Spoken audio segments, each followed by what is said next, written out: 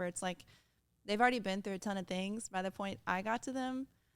Yeah. And their reaction to me could have been a reaction actually to something that happened earlier. Yeah. Does that make sense? Yeah, and it's so nice whenever you interact with someone who has the space for you to feel however you're feeling. Mm-hmm. There's nothing cooler than that. And Yeah. whenever I'm interacting with someone, a friend or my brother or my girlfriend, and I can be acting honestly how I feel, which is a little off or a little irritable or upset about something, and it not be like, why are you acting like, like, why are you acting like that? Yeah. That's the worst, man. I'm not even saying it's the worst. Like if you're listening to this and you go, oh my God, that's me. I'm not saying you're a bad person, but it's like the sickness that we can inflict upon our relationships, and I'm guilty of it too, is insisting that everyone else's emotional waves and differences are a reflection of us. Like how narcissistic for you to think that, One way that I've integrated this into my relationship with Lauren is because looking at her be upset, like your significant other, you're together in the car riding somewhere, you're spending Saturday together, and they're quiet, or they're off or something. Yeah. Like who hates that, right? Right. The first thing I want to do, the fuck is your problem? Yeah. Right? Why are you? And then here's the crazy part.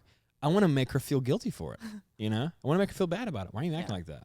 Like what's your problem? Like we're supposed to have a nice day. What's your problem? Yeah, because here's the thing. You're disrupting in me the parts of me that are insecure. I want to make sure that I'm the bee's knees. And right now you're acting a certain type of way around me. Yeah. And it makes me afraid that maybe I did something. Yeah. And then it's like, is it impossible to think that maybe you did do something? Right? Yeah. So here's where the don't take it personal thing begin to grow legs and start to actually be a partner in my relationship. Was I thought because it didn't work when I was like looking at her be upset.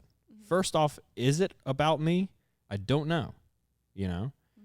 What I found that's interesting is that I have a really healthy relationship, and I'd say 60% of the time, 70% of the time, it's not. Actually, it's something else in her mind, or she's having a shitty day, or she's feeling a lot, and I feel really proud of the fact that I've been able to learn to be a better man and give her space to feel those things. Yeah. But the cool thing that I've found is that it's also respect. Like, maybe it is about me.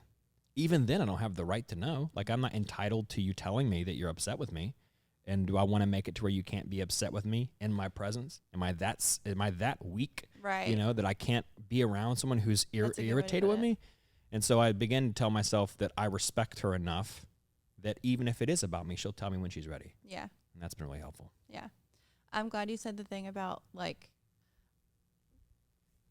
makes you feel weak if you let someone else's mood affect yours so much. Like or cause so many insecurities in you. Like when your first instinct is to ask, like, what did I do? It's an insecurity in you. Yeah, like 100%. Like that child, it's immediately like, do you gotta not be your love fault me? somehow. Yeah. Am I not good enough? And I'm working on not letting other people's energy level or attitude towards something affect my own. Like I'm still trying to be sure about how I feel about something, regardless if the other person doesn't feel that way. That's awesome. But it's hard when it's your significant other too. Oh, it's so much harder. Yeah.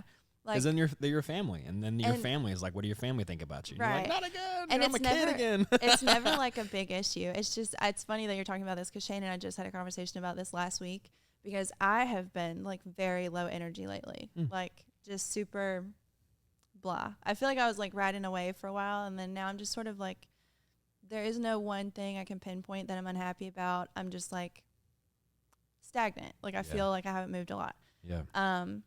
And that has absolutely nothing to do with Shane. Absolutely. And it's so hard when I can tell that the way I'm acting is like starting to bring him down too. And he's such a happy person. Like I don't want to bring him down. Yeah. But you can't just snap out of it either. Yeah. But he does a really good job of like still remaining Shane while I'm being like, dumpy Amy. Like, and that's helpful too, yeah. right? You're And like, so, I like you. Yeah. I like being around you. You're helpful for me on my bad days. I don't need him to bring his energy down just because I don't have the capabilities right now to bring mine up. Like, It's fine. Do you ever find yourself resenting him or frustrating him because he's happy when you're not? No, I get, well, I mean, I think I do that to everybody. But it's nice to feel good. I feel Yeah. like shit.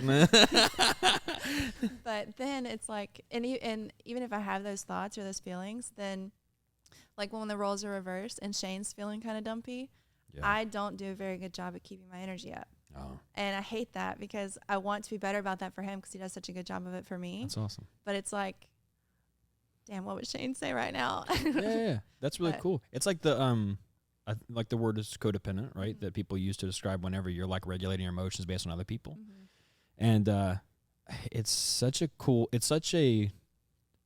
and again, I'm guilty of this too. So I'm not saying like, oh, because you can't hold strong while Shane's upset. Right. You know, poo on Amy because poo on me too. But it's like an immature emotion that it's just yet to grow and yet to say like, hey, like the people in your life can have really shitty days. They can be upset. They can even be upset with you. Yeah. And it doesn't mean you have to punish yourself.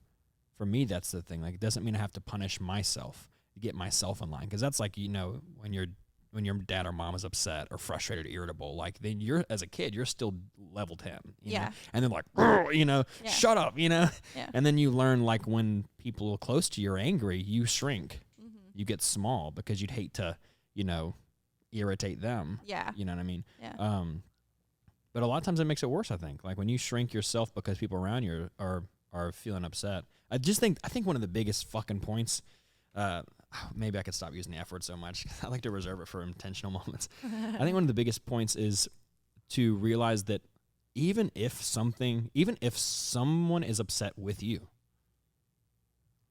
you do not rip it out. Like you don't have to go after that and be like, what is it? You know, like maybe let someone think about what they want to say with you.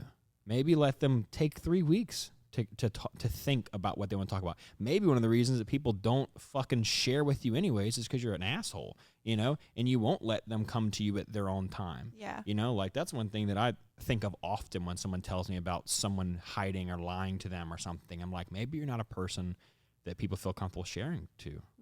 Maybe that's on you. Like maybe they're not some deceptive, shady liar. Yeah. Maybe you don't make it easy to share. Yeah, maybe you're insensitive. Maybe that when people have bad days, you get mad at them for fucking up the energy. You know, instead of just being like, "Hey, I see that looks like you're having a bad day." Yeah. You know, and I'm sorry about that.